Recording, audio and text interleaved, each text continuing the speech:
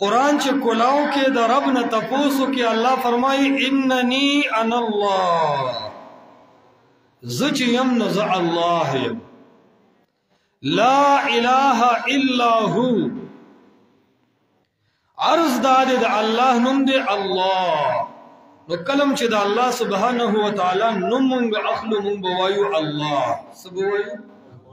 اللہ رحمان رحیم جبار قہار دا بید اللہ سبحانہ وتعالی صفات دی نو عرض داد مسلمان سرب اول دخپل رب تعارفی اور بیا با دخپل رب نا خبر وی چه زما رب اغا ذات دی چه دا او اسمانونو نا برا پا عرش باندے زما دا رب وجود و موجود کی دل دی اور دا اغا صفات دی دا اللہ سبحانہ وتعالی کہ اللہ رب العزت خپل قرآن کے بیان کری دی ثم استوى علی العرش اللہ فرمائی زما